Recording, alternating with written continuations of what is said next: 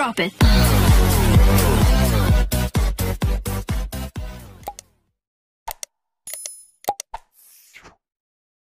Pembicara Netpi kita kali ini adalah seorang pria yang berasal dari kota Jakarta.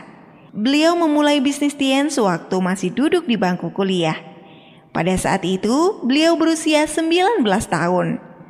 Bisnis beliau berkembang sangat cepat.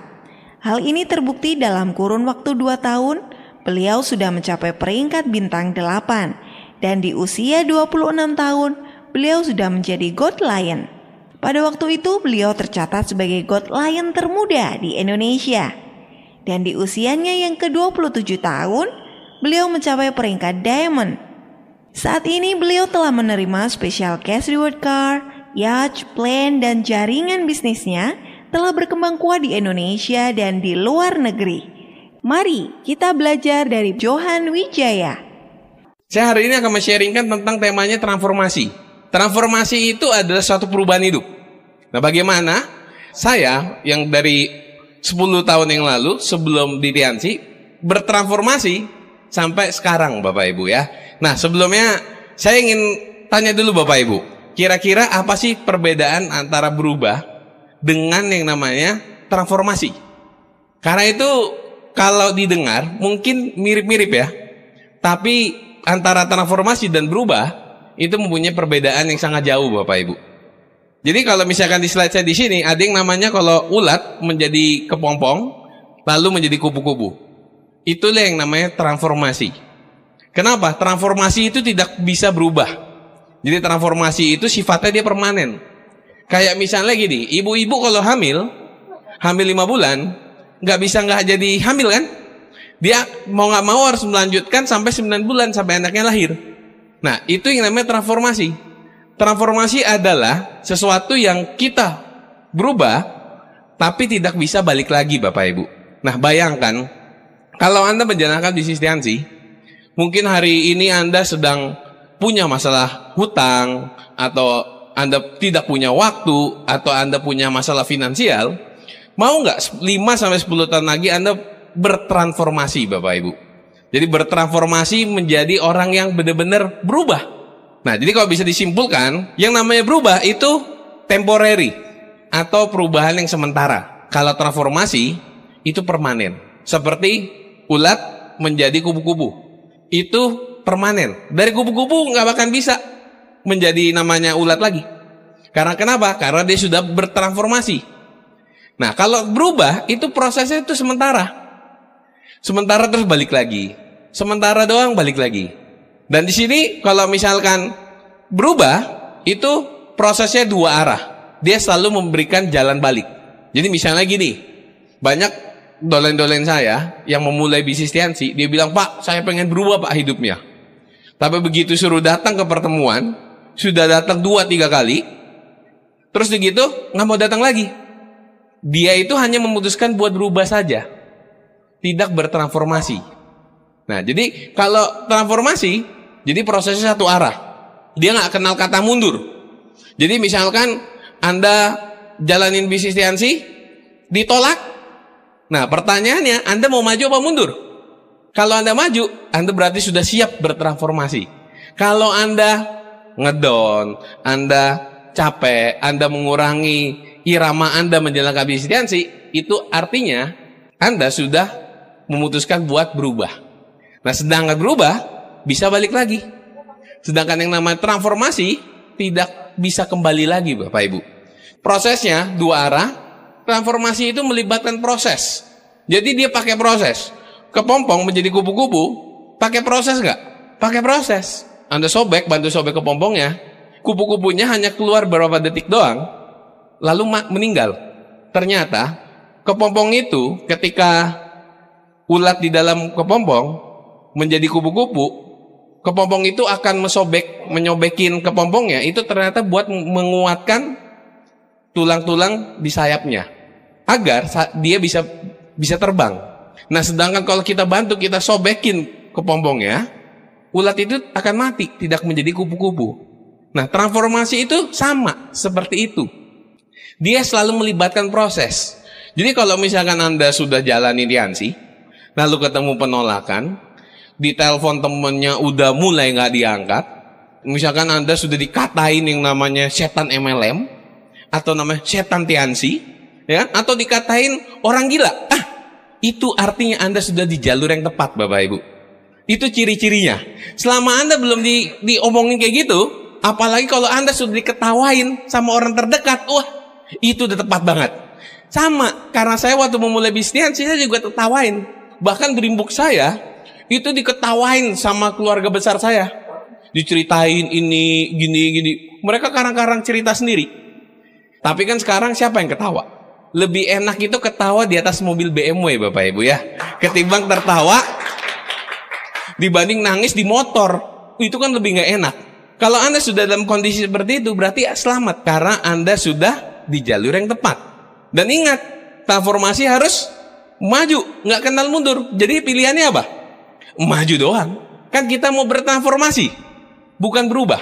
Nah, banyak orang memutuskan hanya buat berubah. Makanya ketika orang mengalami kendala-kendala seperti itu, mereka mundur, karena mereka baru memutuskan buat berubah.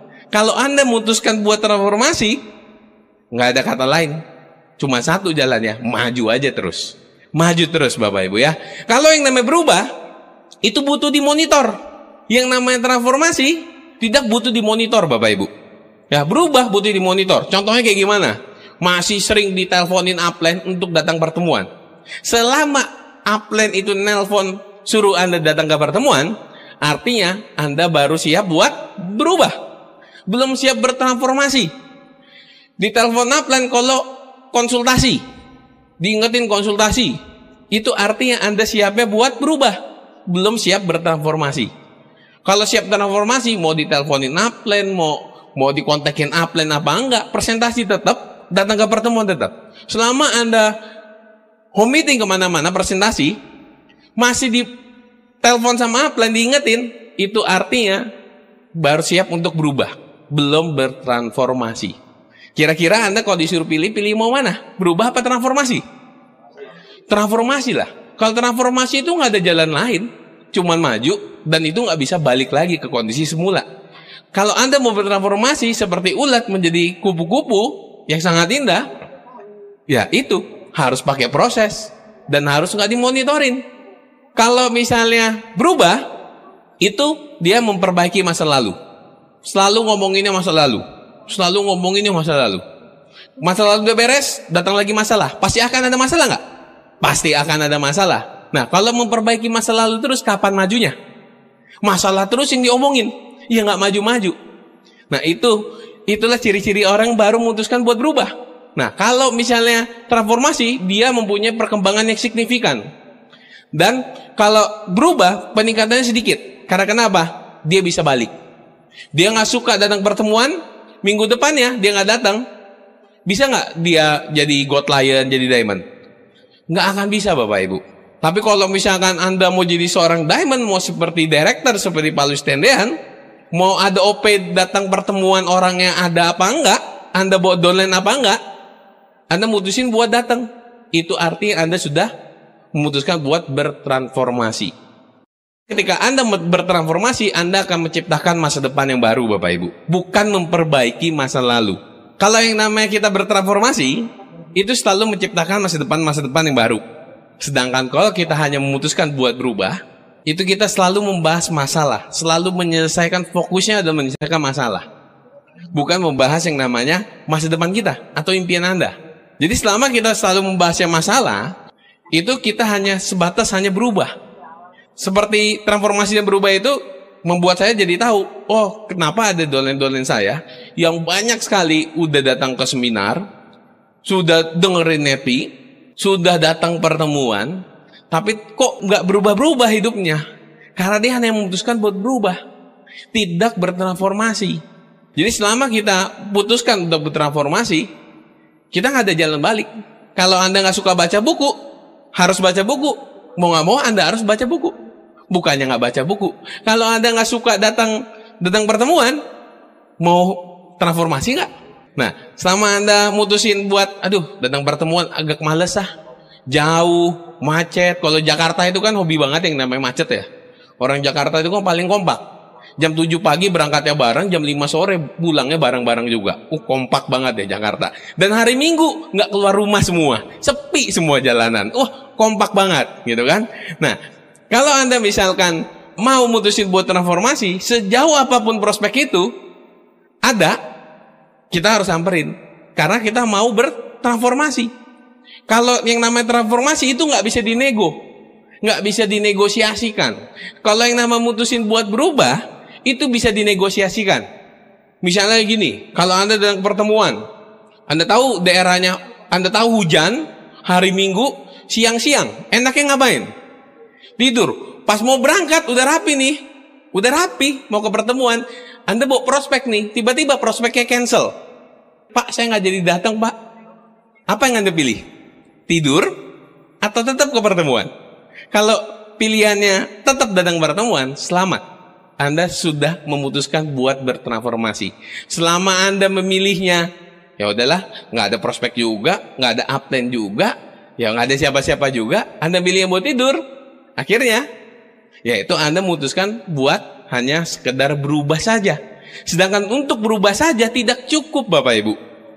Kita harus benar-benar bertransformasi dan harus melalui proses. Dan kalau misalnya Anda ditolak orang, kalau misalkan ditolak baru 1 hari, 2 hari mah kecil lah ya. Tapi kalau 2 bulan ditolak mulu tiap hari, apakah Anda mutusin buat lanjutkan atau tidak lanjutkan? Kalau Anda mutusin buat lanjutkan, artinya Anda sudah memutuskan buat bertransformasi.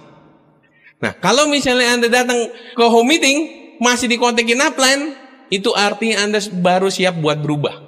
Dan ingat loh, Anda dengan kondisi kayak gitu Anda 1 tahun, 2 tahun, itulah kenapa kalau saya review, kenapa banyak sekali dolen-dolen saya yang sudah jalankan bisnis ini, tapi belum, hidupnya masih biasa-biasa aja. Karena mereka hanya memutuskan buat sekedar berubah. Nah, malam hari ini, ayo sama-sama kita memutuskan sama-sama buat bertransformasi. Nah, kenapa orang tidak mau bertransformasi? Apa yang menyebabkan orang itu tidak mau bertransformasi? Karena transformasi itu menyakitkan. Coba Anda jadi ulat, Anda dililit-lilit, terus Anda harus robekin kepompong untuk jadi kupu-kupu. Itu prosesnya kayak gimana? Sakit banget gak? Sakit banget. Tapi kan hasilnya ketika ulat jadi kepompong dan menjadi kupu-kupu, hasilnya itu akan sangat indah sekali, ya. Dan butuh perjuangan, jelas. Yang namanya buat bertransformasi nggak usah diomongin. Proses tentu perlu perjuangan. Nggak ada satu kemenangan itu tanpa pengorbanan Bapak Ibu. Dan butuh pengorbanan. Butuh sekali pengorbanan. Misalnya nih Anda sebagai seorang karyawan, waktu Anda cuma punya Sabtu Minggu. Bahkan mungkin Anda punya waktu cuma hari Minggu sama anak Anda, sama keluarga Anda. Tapi kan Anda tahu, Anda jalan di bisnis Tiansi, pertemuan Tiansi kebanyakan hari apa? Hari Minggu. Ya kan? Nah, Anda mau nggak berkorban sementara ngurangin waktu istirahat Anda, ngurangin waktu untuk sama keluarga Anda? Bukannya nggak boleh. Tapi 2-3 tahun lagi kalau Anda sudah jadi God Lion, Anda mau bareng waktu keluarga tiap hari, ya butuh pengorbanan, ya. Dan resiko nggak? Jelas beresiko. Anda harus banyak kurangin waktu. Kayak waktu dulu saya memulai bisnis Tiansi, saya itu hampir nggak punya waktu yang namanya, kalau waktu itu anak seumuran saya, umur 19-20 tahun, itu mereka rata-rata menghabiskan waktu buat ngapain? Buat pacaran, buat nongkrong di kafe. Nah, saya itu sama sekali nggak punya waktu untuk, bahkan untuk ngobrol pun dengan teman-teman saya itu bahkan nggak punya waktu. Saya kebanyakan dulu kuliah langsung pulang. Bukan pulang sih, langsung presentasi. Itu bagian dari resiko. Dan pasti ketemu masalah nggak? Ya jelas lah ketemu masalah. Hidupnya kan udah punya masalah kan? Nah, Anda mau transformasi, ketemu masalah baru. Nah, masalah itu buat jadi pembelajaran Bapak Ibu. Jadi Anda pasti akan ketemu masalah baru. Karena kenapa? Anda melakukan sesuatu yang extraordinary.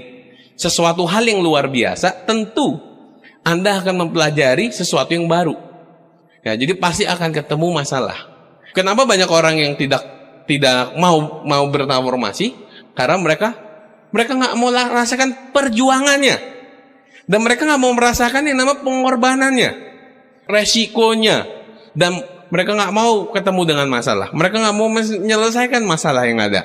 Itulah hal-hal yang menyebabkan orang tidak mau bertransformasi.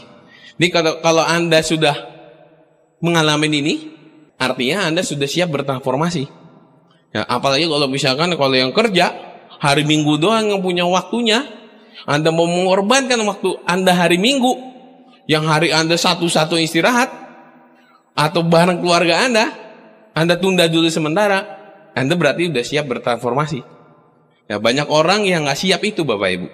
Nah, saya yakin Anda semua di sini yang bahkan yang nonton di Indonesia maupun di luar negeri, saya yakin Anda semuanya siap untuk berkorban, untuk bertransformasi.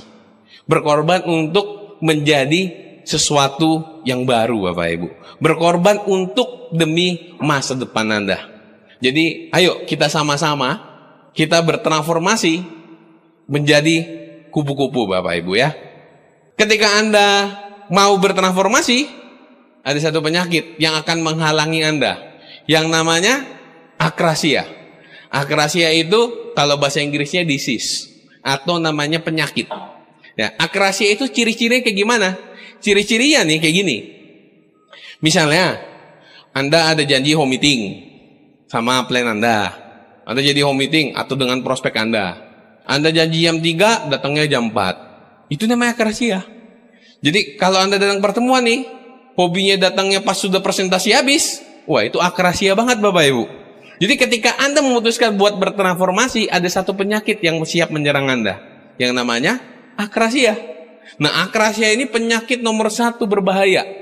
Kedua jantung. Nomor 1 berbahaya itu akrasia itu, Bapak Ibu ya. Jadi hati-hati, penyakit nomor 1 berbahaya di dunia gitu. Karena di sini kalau misalkan Anda terserang penyakit akrasia ini, bukan hanya jantung Anda berhenti, yaitu keluarga Anda dikorbanin, masa depan Anda nggak jelas gitu ya. Jadi akrasia ini sangat-sangat berbahaya sekali. Ya, jadi perlu kita hindari dengan akrasia ini. Ketika Anda bertransformasi nih, oke Pak, saya siap untuk bertransformasi. Saya habis nonton webinar, saya siap Pak bertransformasi. 10 tahun lagi saya harus jadi eksekutif director. 5 tahun lagi saya harus jadi eksekutif director. Tiba-tiba besok OP udah datangnya telat. Nah, itu akrasia. Kayak tadi yang saya tadi. Misalkan Anda mau datang OP hari Minggu, Anda mau prospekan 1, tiba-tiba prospekannya cancel. Nah, Anda datang apakah enggak? Kalau Anda datang, Anda transformasi. Nah, kalau Anda enggak, Anda siap untuk berubah. Nah, itulah yang namanya penyakit akrasia menyerang Anda. Kalau yang misalnya kayak saya nih sanguin, kalau baca buku, bukunya buka, matanya tutup. Nah, itu ciri-ciri akrasia juga. Jadi kalau misalkan Anda memutuskan buat bertransformasi, pasti akan ketemu yang namanya akrasia ini. Jadi hari ini saya sudah kasih tahu nih, itu penyakit yang namanya akrasia. Lalu apa Pak yang menjadi sebuah kunci kesuksesan? Gimana Pak caranya saya itu bisa melawan akrasia-akrasianya? Caranya adalah kita harus merubah paradigma kita. Kita harus merubah paradigma kita, Bapak Ibu ya. Ya, contohnya kayak gini. Di sini ada yang namanya alam sadar, ada alam sadar dan alam bawah sadar. Alam sadar kita itu didapatin dari edukasi. Kayak contohnya, Anda sedang pertemuan, Anda sedang seminar, Anda dengerin NetP, Anda konsultasi, Anda baca buku, itu masuknya ke alam sadar, Bapak Ibu. Dari alam sadar lalu akan disaringkan melalui paradigma kita, yang itu alam bawah sadar. Alam bawah sadar kita ini akan menentukan hasilnya. Nah, dari alam sadar Anda, edukasi yang masuk itu semua akan disaring oleh alam bawah sadar kita, yang namanya paradigma. Dan itu akan menentukan hasilnya. Oh, jadi begini Pak cara untuk sukses. Saya harus bertransformasi. Tapi alam bawah sadar Anda masih terserang akrasia nih. Masih sering ngaret-ngaretan. Kalau misalkan pertemuan masih sering dikasih tahu upline, ya, konsultasinya masih di kontek-kontekin upline, kayak upline jadi downline gitu, masih dikejar-kejar gitu kan. Nah, itu alam bawah sadar Bapak Ibu. Kalau misalnya ini yang masuk Y, nih edukasi bentuknya Y, alam bawah sadar X, paradigma, maka hasilnya tetap aja akan X, dia nggak akan berubah. Kenapa banyak sekali dolen-dolen saya yang sudah datang pertemuan, dengerin netpi, baca buku, konsultasi, terus hasilnya masih sama-sama aja. Karena paradigmanya dia belum berubah. Karena alam bawah sadarnya belum berubah. Nah, gimana cara merubah alam bawah sadar ini? Itu yang sangat penting. Nanti akan saya bahas. Ketika alam sadar kita itu Y, alam bawah sadar X, hasilnya akan X. Hasil ini akan ditentukan oleh alam bawah sadar kita. Kayak misalnya gini, apa saya bisa Pak 10 tahun ya jadi direktur. Nah itu alam bawah sadar Anda tuh, paradigma Anda mengatakan Anda nggak bisa. Apa bisa Pak 2 tahun lagi saya Goat Lion, 2 tahun lagi saya naik BMW. Apa bisa? Beneran nggak sih bisa? Nah Anda sudah tahu Tianxi itu bagus, edukasinya bagus. Tapi begitu masuk kepala Anda nih, lalu muncul pertanyaan, masa iya sih setahun saya bisa berubah hidupnya? Nah itu alam bawah sadar yang berbicara. Selama Anda berpikir kayak gitu, hasilnya akan X.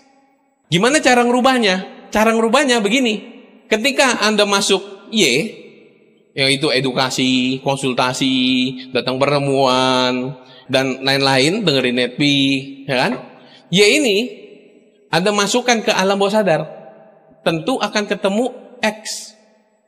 Jadi misalkan gini, kalau Anda bertanya, apa iya Pak, saya setahun depan jadi Goat Lion? Apa iya Pak, 6 bulan lagi saya bisa jadi bintang 8? Pasti ada nggak enaknya kan, di hati. Dan kalau ditanyain, mau nggak tahun depan jadi Goat Lion? Mau banget. Mau nggak 6 bulan lagi jadi bintang 8? Pasti mau banget. Mau nggak misalkan tahun depan Anda terima mobil? Mau, ya kan? Apa bisa Pak? Nah, itu artinya lagi X ketemu Y, Bapak Ibu. X lagi ketemu Y. Ketika Anda punya keraguan antara X dan Y, itu artinya X sedang ketemu Y, Bapak Ibu. Bisa nggak saya ya? Sedikit ada keraguan. Saya ingat sekali, waktu dulu saya memulai bisnis Tianxi, waktu saya bintang 3 di awal, jalan bisnis Tianxi, saya mikir, wah saya bintang 5 lumayan ya. Bisa saya stopin uang jajan dari orang tua nih. Dan waktu saya bintang 5, saya bisa nggak ya jadi bintang 8? Saya bisa nggak ya jadi bintang 8 ya? Untuk jadi bintang 8. Ya? Nah itu X lagi ketemu Y. Jadi kalau Anda ketemu X ketemu Y, ya udah, mikirin aja terus Bapak Ibu. Mikirin terus. Anda mikirin mau tahun depan tahun ini jadi Goat Lion, Anda mikirin Goat Lion, walaupun gak enak di hati, itu artinya X lagi ketemu Y. Jadi diapain? Dipikirin terus. Goat Lion tahun ini, Goat Lion 2017, Goat Lion 2017, Goat Lion 2017. Ada orang nolak, Goat Lion 2017. Keluarga nggak dukung, Goat Lion 2017. Ada diputusin pacar, Goat Lion 2017. Yang mau dicerain istri, Goat Lion 2017. Pokoknya dipikirin terus Bapak Ibu. Sampai kapan? Sampai X-nya hilang. Dan hasilnya akan jadi Y Bapak Ibu. Jadi sampai kapan mikirnya kayak gitu? Sampai terwujud. Nggak terwujud, pikirin aja terus. Dulu saya ingat sekali Bapak Ibu ya, saking pengennya saya tuh dapat di reward mobil, itu di kamar saya, itu saya tempelin semuanya. Tempelin mobil, tempelin tulis-tulisan positif. Saya tempelin di mana? Jadi saya di kasur, di atas. Langit-langitnya saya tempelin.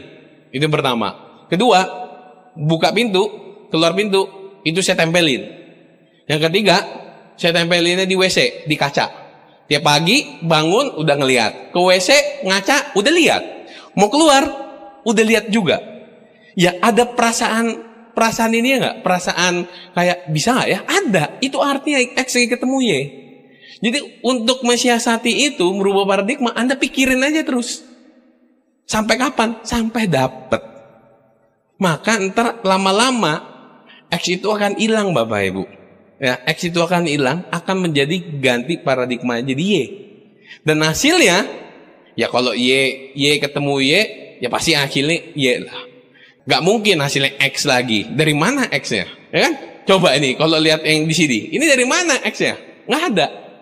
Ini ketika Anda datang training atau datang pertemuan Tianxi, Anda datang nih, Anda masuk ke kepala Anda. Kalau Anda mikirnya, bisa nggak ya? Itu berarti benar. X lagi ketemu Y. Udah, Anda tabrak aja terus.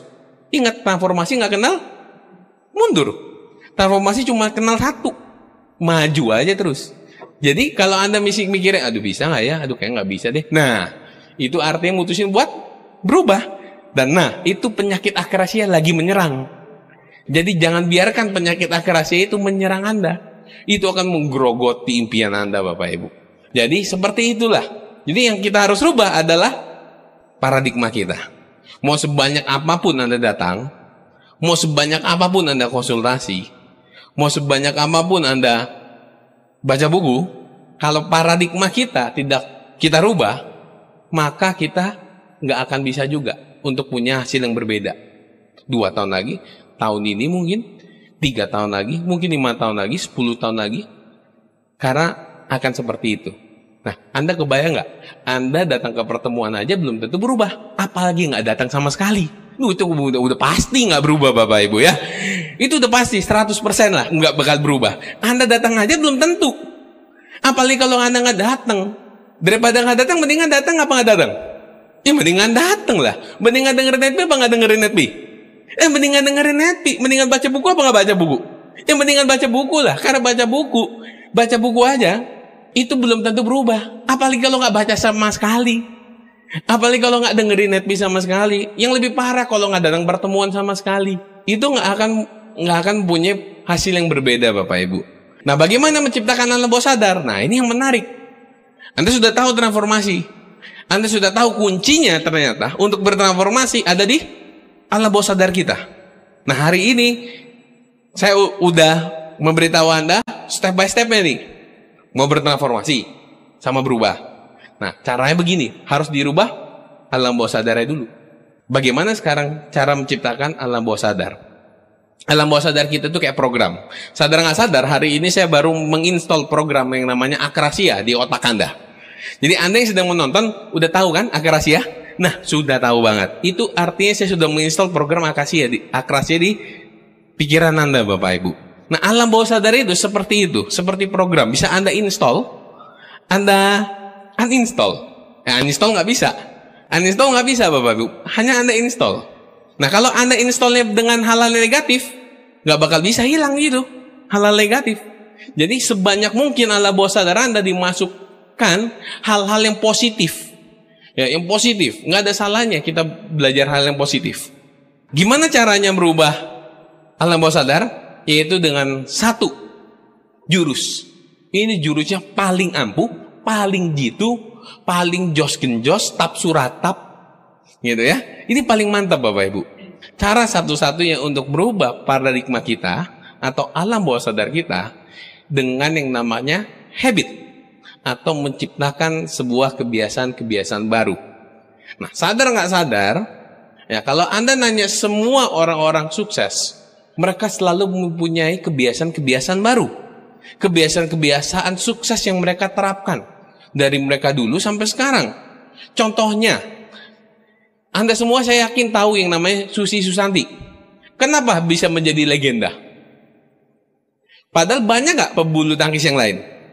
Banyak. Kenapa nama Susi Susanti yang Anda kenal? Karena dia juara. Dan kenapa dia bisa juara? Pasti karena kebiasaannya dibuat di atas rata-rata.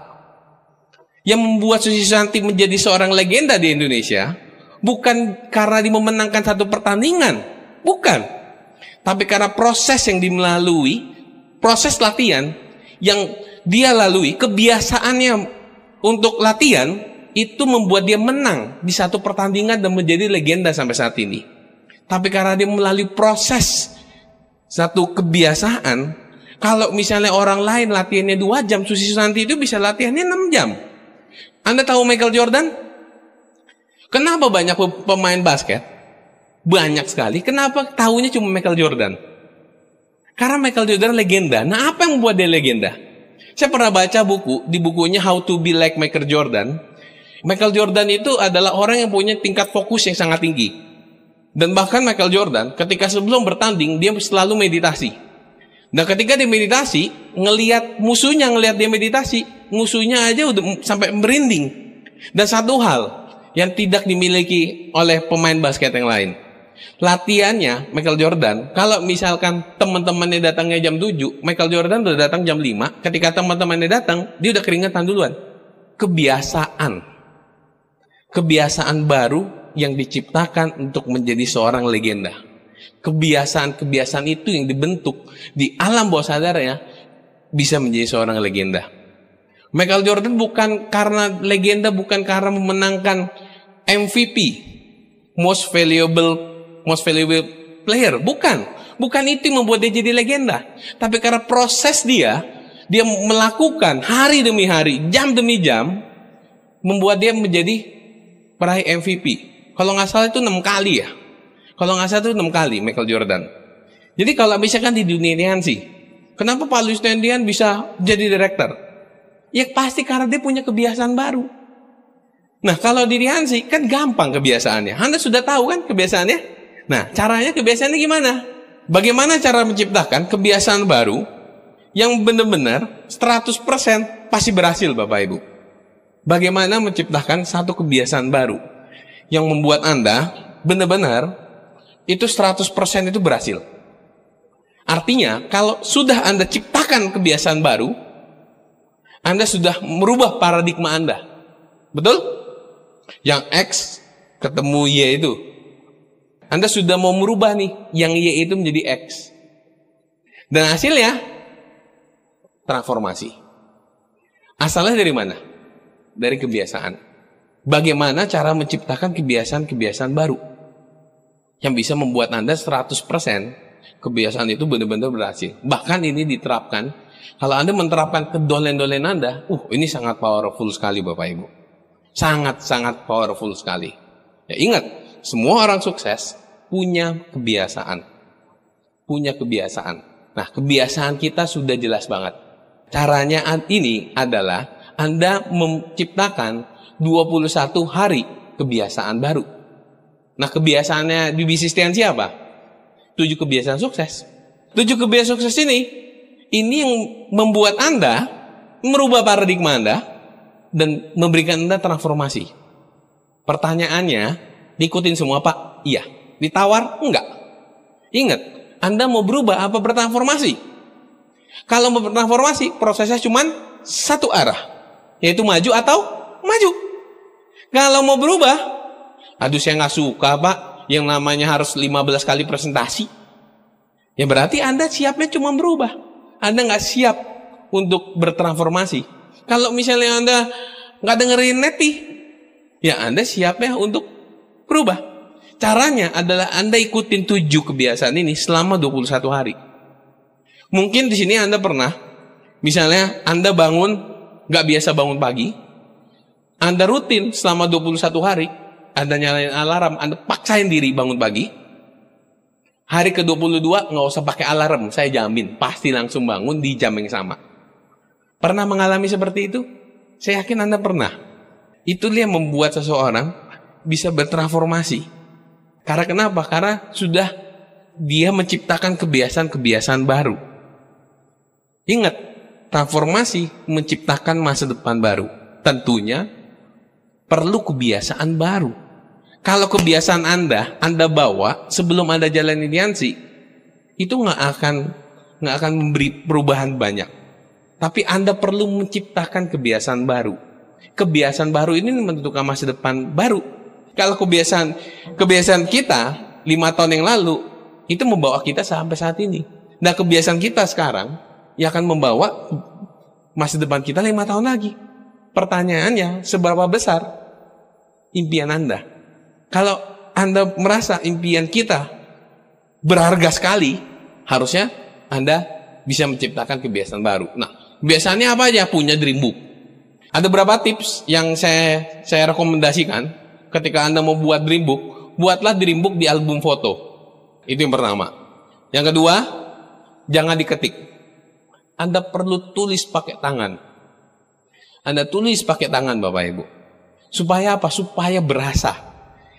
Kalau Anda ingat zaman dulu, zaman SD, gurunya selalu mendikte, Anda yang nulis. Anda nulis, kalian Anda ngapain? Anda mengingat.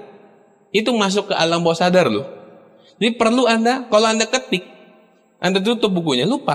Tapi kalau Anda tulis, Anda ingat, analogi kayak gini. Kalau misalnya Anda dari rumah Anda, mau ke rumah teman Anda, dari A mau ke B, Anda nyetir mobil, tapi Anda disetirin sama teman Anda, ingat nggak alamatnya? Suruh ke sana lagi? Enggak. Tapi kalau misalnya Anda nyetir, Anda ingat nggak jalannya? Ya ingat. Ya, walaupun sama-sama, kayaknya belok sini deh. Iya nih belok sini. Ya, tapi selama Anda disetirin, ingat nggak? Enggak. Nah, itulah efek seperti menulis. Jadi kita perlu menulis. Saya ingat sekali, waktu saya bintang 3, Bapak Ibu, saya dengerin NetMe yang pertama kali, judulnya itu dari NetMe-nya Pak Louis. Judulnya Anda Diamond Berikutnya. Ketika saya dengerin NetMe itu, saya langsung memutuskan, saya harus jadi diamond termuda. Dan saya itu tulis, waktu itu minggu depannya, 2 minggu kemudian, minggu depannya, waktu itu ada acara di Bandung, dan saya menghadiri acara di Bandung itu, saya masih bintang 3, Bapak Ibu. Dan saya cari rumah Pak Louis tendean. Kata di Dago Pakar. Saya cari. Ada rumah yang rame-rame orang tuh. Itu mobilnya gitu kan. Saya masuk. Waktu itu Pak Louis lagi meeting grup. Pak Louis lagi meeting grup, saya foto-foto lagi, ya kan. Begitu, udah Pak Louis selesai meeting grup, saya bilang, Pak, minta foto, Pak. Nah, fotonya itu saya pakai celana pendek sama kaos. Rambut saya dulu gondrong, Bapak Ibu. Dan saya tempel di Dreambook. Saya tulis di tangan. Suatu saat nanti Pak Louis akan tanda tangan di sini, saya sebagai diamond, Bapak Ibu. Dan itu terwujud. Ngeri sekali loh, Bapak Ibu. Efek dari impian ini ngeri sekali. Karena kenapa? Karena segala sesuatu diciptakan 2 kali. Contohnya, sebelum meja ini dibuat, itu dibuat dulu dalam pikiran kita. Sebelum gedung itu dibangun, gedung itu dibuat dulu di blueprintnya. Sebelum Anda membangun rumah itu dipikirin dulu nggak membangunnya kayak gimana? Dipikirin. Nah, apalagi bangun masa depan. Perlu dipikirin? Perlu banget. Gedung sama masa depan Anda pentingan mana? Masa depan. Nah, gedung aja yang lebih pentingan masa depan, gedung aja dibangun butuh dipikirin, apalagi impian Anda. Perlu nggak dipikirin? Perlu banget. Dan itu sangat-sangat perlu. Jadi hati-hati nih. Kalau Anda yang belum punya Dreambook, wah, bahaya Bapak Ibu. Dreambook itu nggak cukup hanya simpan gambar di handphone. Nggak hanya diucapkan doang. Nggak hanya di pikiran doang. Anda perlu buat detail. Perlu Anda pikirin Bapak Ibu. Jadi itu the power of dream. Memang ketika Anda menulis impian Anda, nggak semuanya bakal terwujud. Betul. Anda tulis aja nggak semuanya. Apalagi nggak Anda tulis. Nggak ada. Gitu loh. Jadi itulah pentingnya kita punya Dreambook. Yang kedua, presentasi 15 kali. Ini standar 15 kali. Kalau Anda mau jadi seorang God Lion, presentasinya ngejarnya 60 kali. Sebulan. Ini kan standar di TNC gitu, standar yang rata-rata 15 kali. Nah, Anda mau jadi orang rata-rata apa orang di atas rata-rata? Pilihannya di tangan Anda. Konsumsi produk dan melayani pelanggan. Dulu saya nggak pernah melayani pelanggan, Bapak Ibu. Sekarang tiap hari saya layani pelanggan. Ya, bahkan pelanggan nggak mau beli, saya paksain beli. Gitu. Kalau dulu pelanggan nggak mau beli, bodo amat. Kan? Kalau sekarang, pokoknya apalagi kalau bilang udah mau beli, itu siang pagi malam saya kejar Bapak Ibu. Kalau sekarang kan ada WhatsApp, ada Line. Saya sapa aja. Pagi Pak. Udah siang Pak. Udah sore Pak. Udah malam Pak. Besoknya nggak dibalas lagi. Paling di Delcon, gitu loh. Nggak bakal ditonjok Bapak Ibu ya. Nggak bakal disiram air gitu kan. Anda diusir gitu kan. Nggak bakal. Apalagi kalau Anda sudah tahu rumahnya. Waduh. Itu enak banget Bapak Ibu. Anda mau produk, Anda ketok-ketokin. Pagi yang ada, datang siangnya. Siang nggak ada, sorenya. Sore nggak ada, malamnya Bapak Ibu ya. Saya pernah datengin orang, sampai saya dimaki-maki loh. Sampai dikatain, waduh kebun binatang semua itu keluar Bapak Ibu. Saya pernah gitu. Ditunjuk-tunjuk, dikatain kasar sekali Bapak Ibu ya kan. Lagian saya panggil siapa, nggak dibales kan udah jawab iya ya kan. Pak, nanti malam saya ke rumah ya Pak ya. Nah dia nggak bales kan berarti iya kan. Nah kalau dia bilang enggak gitu kan, saya enggak. Dia kan nggak bales. Ya saya bilang wah berarti iya nih ya kan. Saya datang malam ke rumahnya ada. Tapi ada saya dimaki Bapak Ibu ya. Nah, itu bagian dari pengorbanan Bapak Ibu ya. Jadi Anda perlu ngalamin hal-hal seperti itu Bapak Ibu ya. Nah, jadi dan baca buku positif 15 menit. Ya, buku positif buku apa aja? Kenapa perlu buku apa aja? Nggak mesti buku yang namanya buku tentang pengembangan diri. Anda boleh baca buku apa aja, kayak buku macam-macam lah. Supaya apa? Kalau misalnya kan pas Anda lagi ketemu orang developer ngomongin properti, Anda tahu apa yang diomongin. Kalau misalkan Anda ketemu orang politik, nah Anda tahu harus bahasnya apa. Jangan orang developer Anda ngomonginnya sawah gitu kan, agrobisnis gitu, nggak bakal nyambung Bapak Ibu ya. Jadi itu buat untuk menambah wawasan kita. Jadi baca buku apa aja, yang penting positif. Jangan buku populer, FAM gitu Bapak Ibu ya. Itu nggak nambah positif Bapak Ibu ya, itu nambah negatif ya Bapak Ibu ya. Nah, terus mendengarkan satu CD NetPi setiap harinya. Kalau untuk baca buku karena yang sanguin, jadi kalau pesan saya kalau baca buku selesaikan 1 hari 1 bab. 1 hari 1 bab. Jangan di tengah-tengah baru 2 halaman langsung ditandain. 1 bab Bapak Ibu. Pertama biar apa? Biar nyambung. Kedua, kalau misalnya 1 buku ada 7 bab, berarti seminggu dong udah habis. Nah, kalau Anda nggak targetin 1 hari 1 bab, ya nggak kelar-kelar. Gitu kan? Biasanya kalau sanguin gitu, baca buku baru sampai setengah, ada buku bagus beli. Baca akhirnya 1 deret buku cuman setengah. Ya, bahkan ada cuman kata pengantar doang dibaca, habis itu beli buku lagi gitu kan. Nah, jadi saran dari saya 1 hari 1 bab Bapak Ibu. Dan buku itu mempunyai efek yang sangat luar biasa. Ingat loh, kita mau menciptakan kebiasaan baru. Kebiasaan baru ini akan merubah paradigma kita. Kita membaca buku, Anda bayangkan, kalau misalnya 1 bulan ada 1 buku, Anda baca, habis. Setahun ada berapa buku? Anda kalau misalkan 2 tahun baca bukunya, ada 24 buku. Bayangin, 24 buku masuk ke kepala Anda, kira-kira kepribadian Anda berubah? Pola pikirnya berubah? Berubah sekali.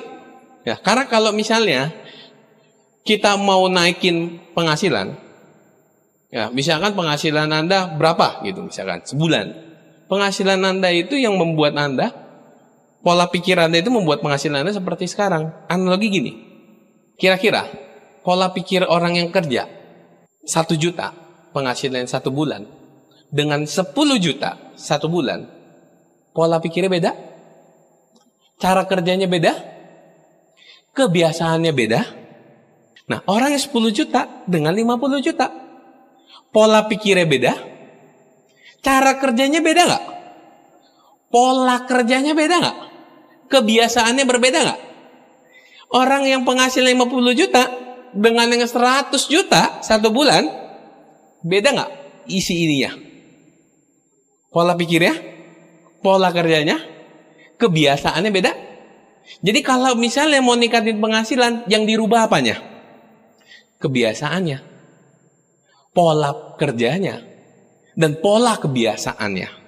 Nah, hari ini kita akan sama-sama belajar gimana cara merubah kebiasaan-kebiasaan baru yang bisa membuat kita semua itu menjadi orang yang luar biasa semua Bapak Ibu. Jadi kalau misalnya seperti itu, saran dari saya, 1 bulan Anda menghabiskan 2 buku. Baca bukunya gimana? Per bab. 1 hari 1 bab. Nggak perlu 15 menit Anda duduk di timer 15 menit, udahnya cuma setengah halaman lagi, bahkan setengah paragraf. Ya. Nah, oke. Mendengarkan CD NetPi. Saya pernah dapat sharing dari pengalaman Diamond di perusahaan sebelah. Si Diamond itu ngomong kayak gini, kalau saya di rumah saya pasang setiap pojoknya speaker, bahkan di WC. Setiap hari saya dengerin CD itu, CD NetPi-nya dia. Saya dengerin CD NetPi-nya. Walaupun saya mendengarkan sekilas-sekilas, tapi saya tahu alam bawah sadarnya mendengarkan. Jadi sambil makan, sambil ini gitu. Itu kan bisa sambil mendengarkan. Anda kan manusia itu diciptakan bisa sambil mendengarkan, melakukan sesuatu pekerjaan yang tentunya nggak pakai mikir. Kalau makan sambil dengerin bisa nggak? Bisa. Tapi kalau dengerin NetPi sambil baca buku bisa nggak? Bisa gila. Ya kan? Nggak bakal bisa. gitu kan. Nah, jadi Anda bisa melakukan seperti itu. Walaupun Anda nggak mendengarkan secara langsung, tapi Anda tahu itu alam bawah sadar sedang mendengarkan. Jadi dengerin happy aja. Mau sambil nyetir motor, nyetir mobil, mau sambil makan, sambil mandi, ya kan? Jadi itu Anda bisa ini. Tapi jangan sambil nonton juga, gitu kan? Jadi seperti itu Bapak Ibu. Dan keenam, hadir di setiap pertemuan One Vision. Nah, ini penyakit bagi orang-orang. Zaman sekarang ini susah banget kalau datang pertemuan. Banyak orang yang terserang penyakit akrasia. Akrasia, ingat loh ini loh. Penyakit nomor 1 paling mematikan di dunia. Karena itu mematikan masa depan. Banyak orang itu yang mereka itu menawar-nawar. Wah, saya datang pertemuan Vision Seminar aja Pak. OP mah tiap hari bosen. Tiap minggu. NDT, wah bosen. Saya mau kasih tahu kepada Anda. Kira-kira bintang 5 di Tiansi sama bintang 8 di Tiansi. Seringan mana datang OP? Bintang 8. Bintang 8 sama God Lion seringan datang mana? God Lion. God Lion dengan Diamond? Diamond dengan Director. Jadi justru Anda bosan-bosanan, yang makin bosan peringkatnya makin tinggi loh. Justru kalau Anda nggak pernah bosan, itu hati-hati. Berarti Anda nggak kemana-mana Bapak Ibu. Jadi Anda justru yang bosan, yang sering datang pertemuan, itu yang peringkatnya makin tinggi. Nah, saya ingin ajak Anda untuk berkalkulasi. OP berapa kali sebulan? 4 ya? 4. 1 bulan. Ini OP. NDT 1 bulan 1 kali. Vision Seminar 2 bulan. 1 kali per 2 bulan. Ini pertemuan-pertemuan yang umum ya. Ada lagi pertemuan yang namanya Royal Weekend. Royal Weekend 1 kali 6 bulan. Crown Life 1 kali 1 tahun. Nah, ayo kita main hitung-hitungan. Anggap contohnya saya. Saya sudah 11 tahun di Tiansi Bapak Ibu ya. Saya sudah 11 tahun di Tiansi. Kalau kita hitung 11 tahun, itu berapa bulan? Kalkulator bisa bantu? 11 tahun itu berapa bulan kira-kira? 264 bulan dikali 4. Karena 4 kali OP kan? 1 bulan. 264 bulan dikali 4. Berapa Pak? 1056. NDT 12 kali 11 132. Di 2 bulan ini berarti 6. 6 kali 11 66 ya. 66. RW 1 tahun kan 2 kali. 2 kali 11 22. Ini 11. Nah, Bapak Ibu, ini acuannya saya. Anggap gini. Kalau misalnya Anda datang OP, Anda datang selama 11 tahun 1056 kali, NDT 132 kali Anda datang, dan VS Anda datang 1 bulan itu 2 kali, 2 bulan itu 1 kali, kalau kali 11 kan 66 kali datang ke OP, ke VS. Royal Weekend 1 tahun 2 kali, kalau dikali 11 tahun itu 22 kali, dan Crown Life itu 11 kali. Ya, 1 tahun kan 1 kali. Selama Anda datang ini, Anda cobain aja. 11 tahun lagi Anda pasti jadi diamond. Pasti Bapak Ibu. Pasti jadi diamond. Anda hadir ke pertemuan OP. Anda centanginnya setiap minggu. Saya yakin centangan 1055 minggu depannya pasti jadi diamond. Anda datang ke NDT, centangan ke 131, 132-nya Anda pasti jadi diamond. Anda datang ke Vision Seminar yang ke-66 Anda pasti jadi diamond. Anda datang ke Royal Weekend yang ke-22 pasti jadi diamond. Anda datang ke pertemuan Crown Life 11 kali. Pertemuan yang ke-11 kali Anda Crown Life, Anda yang akan bicara di pertemuan Crown Life Bapak Ibu. Ini Bapak Ibu, ya. Kenapa orang nggak mau datang ke pertemuan OP?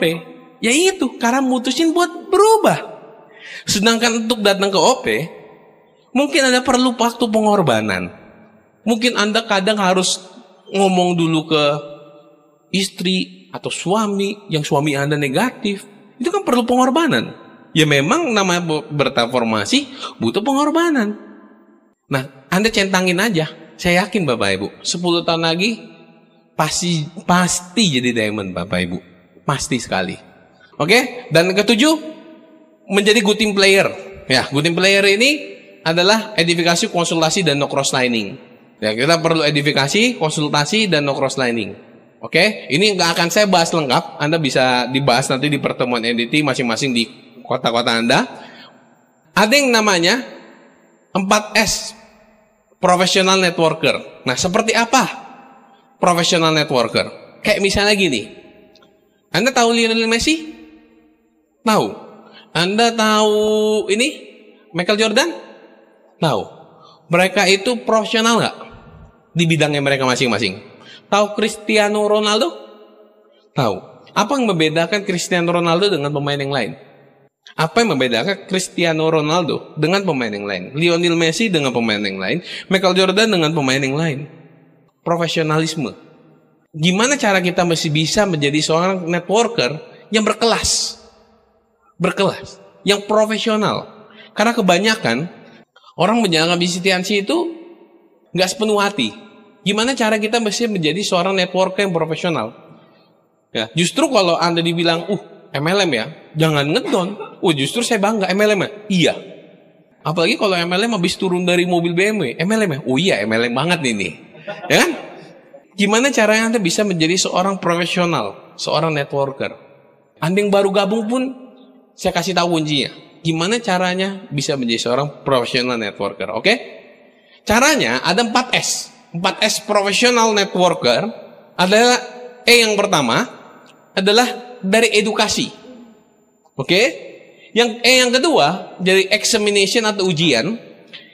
Dan yang ketiga itu dari pengalaman atau experience. Dan yang keempat dari ethics atau etika. Nah, apa hubungannya Pak dengan professional networker? Jadi begini, kira-kira kalau Anda menjadi seorang dokter spesialis, Anda dapatin pendidikannya? Jelas. Anda dapatin ujiannya? Kalau menjadi dokter spesialis? Dapat. Anda dapatin pengalamannya? Jelas. Seorang dokter sebelum jadi dokter spesialis, dia harus jaga dulu di rumah sakit. Ngikutin dokter spesialisnya kemana-mana. Itu pengalaman. Dan ada etikanya? Ya ada. Maka kalau dia sudah mengikuti ini semua, dia akan menjadi seorang profesional di bidang itu. Nah, gimana cara kita menjadi seorang networker? Di bidang kita network marketing, seorang distributor. Bagaimana cara kita menjadi seorang distributor yang profesional? Nah, Anda harus dapetin pendidikannya. Dari mana pendidikannya? Dari Netpi, buku, dan pertemuan. Ya, saya ulangin. Pendidikannya itu dari Netpi, buku, dan pertemuan. Anda dapetin ujiannya? Jelas dapat. Anda ditolak? Anda dihina? Anda dijauhkan? Itu termasuk dari ujian. Ujian kita di lapangan. Anda dapetin pengalamannya? Jelas. Anda bisa dapetin pengalaman dari konsultasi dari upline. Itu pengalaman upline. Mau upline Anda baru join 1 bulan, lebih dulu dibanding Anda, 1 hari. Walaupun dia join sebulan, seminggu, 1 hari. Tetap harus konsultasi. Bagaimanapun juga, upline Anda lebih dulu dibandingkan Anda. Jadi Anda perlu konsultasi Bapak Ibu. Perlu konsultasi. Anda perlu konsultasi, tanya ke upline Anda. Dan yang keempat, ada etika. Jelas, etika kita edifikasi, konsultasi, dan no cross lining. Itu etikanya. Bisa nggak Anda menjadi seorang profesional networker, ngurangin salah satu ini? Nggak akan bisa. Itu bukan 4S lagi Bapak Ibu.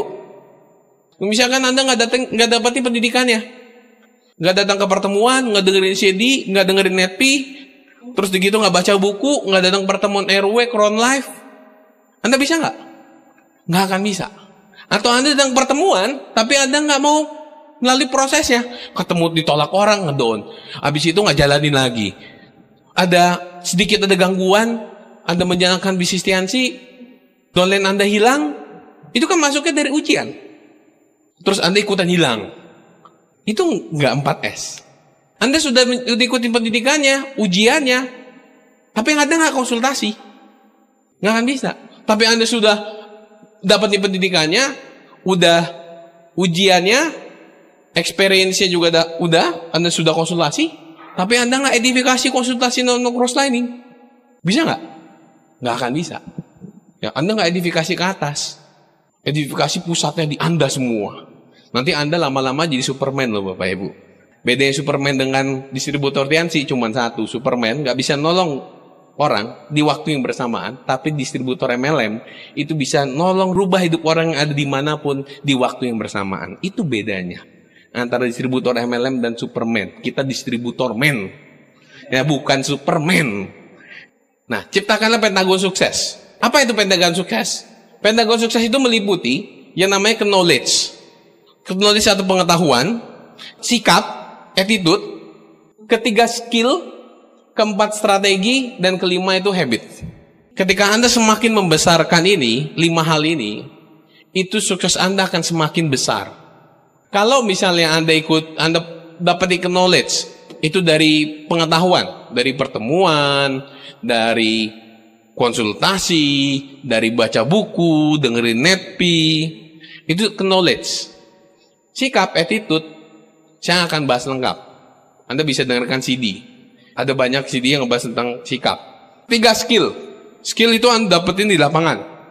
4 strategi. Yang kelima habit. Habit itu tadi 21 hari Anda buat 7 kebiasaan. 7 kebiasaan itu dilakukan 21 hari. 7 kebiasaan itu dilakukan 21 hari.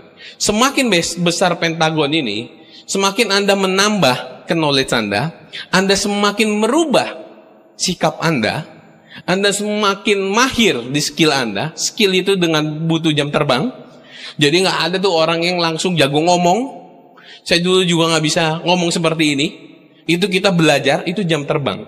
Skill, semakin Anda memahami strategi bermain di jaringan Anda dengan konsultasi kepada upline, dan Anda menciptakan kebiasaan baru, pentagon sukses ini akan semakin besar, dan akan semakin besar juga kesuksesan Anda. Jadi inilah pentagon sukses. Nah, ini ada namanya the way of wisdom. Ya, wisdom itu kalau di kamus bahasa Inggris ada yang namanya keahlian dan kebijaksanaan. Kalau kita sudah gedein pentagon sukses, kita akan bisa nyampe yang namanya the way of wisdom.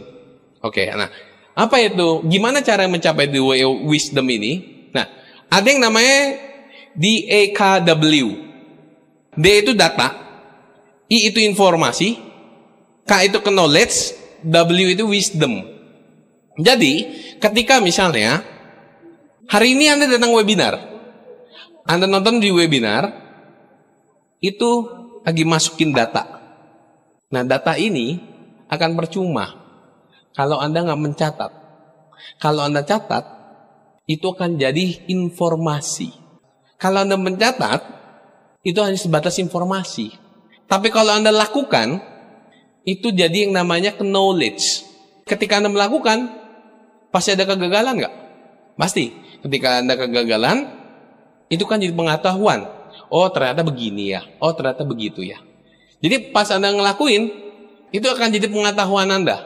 Anda ulang-ulangin terus, akan jadi yang namanya wisdom atau sukses, kesuksesan. Jadi hari ini kita sudah sama-sama belajar. Anda mulai mencatat, ingat, ketika Anda dengarkan saya, itu hanya sebagai data. Ketika Anda mendengarkan ulang dan Anda catat, itu hanya sebatas informasi. Nah, informasi itu akan jadi berharga ketika Anda melakukan. Itu yang namanya knowledge. Ketika Anda melakukan knowledge, Anda pasti akan ketemu kegagalan. Tapi Anda buka lagi. Anda akan ketemu kegagalan, Anda buka lagi. Sampai akhirnya Anda mencapai yang namanya wisdom. Anda tahu ini siapa? Ini adalah Eder. Eder itu adalah seorang pencetak gol di Portugal. Tahun 2016, negara Portugal mencapai final di Piala Eropa bertemu dengan Perancis. Dan di menit ke-12 Ronaldo ditekel oleh lawannya sehingga dikeluarkan, harus diganti karena mengalami cedera di bagian lutut atau hamstring atau paha ya. Saya nggak begitu jelas. Pokoknya dia dicedera, harus keluar. Lalu Ronaldo digantikan oleh Eder ini. Dan saya yakin ketika Ronaldo keluar digantikan oleh Eder, banyak orang yang mengatakan, wah Perancis saja yang menang di pasti. Prancis ada yang menang. Tapi mereka melupakan Eder ini, Bapak Ibu. Sebelum menggantikan Ronaldo, Eder ini ngomong ke pelatihnya, "Coach, pakai saya pasti akan mencetak gol untuk negara Portugal." Dan akhirnya Eder main di babak penambahan sekitar menit 120 apa 115. Si Eder menjebloskan gawang Prancis dan membawa kemenangan untuk Portugal 1-0. Dan Portugal menjadi sejarah baru di Piala Eropa yang memenangkan pertandingan itu. Nah, apakah Anda tahu sebenarnya seorang Eder ini sebelumnya? Eder ini saat ini adalah berusia sekitar 28 sampai 29 tahun. Dan apakah Anda tahu berapa banyak gol yang dicetak Eder untuk negara Portugal? 0. Tapi dari kakinya Eder, beliau mencetak sejarah baru untuk negara Portugal. Mungkin tahun depan Eder tidak main lagi untuk membela negaranya, untuk membela negara Portugal. Tapi 1 gol cukup untuk membuat sejarah baru, Bapak Ibu. 1 gol saja cukup untuk menjadi seorang pahlawan.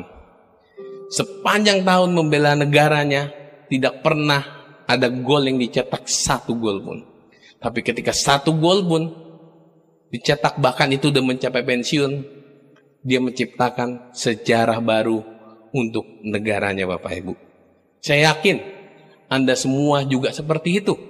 Mungkin Anda datang, ada Anda yang dengar webinar, Anda punya masalah keuangan, atau Anda punya masalah waktu, apapun masalah Anda, Bapak Ibu, ciptakanlah sejarah baru. Sukses meninggalkan jejak.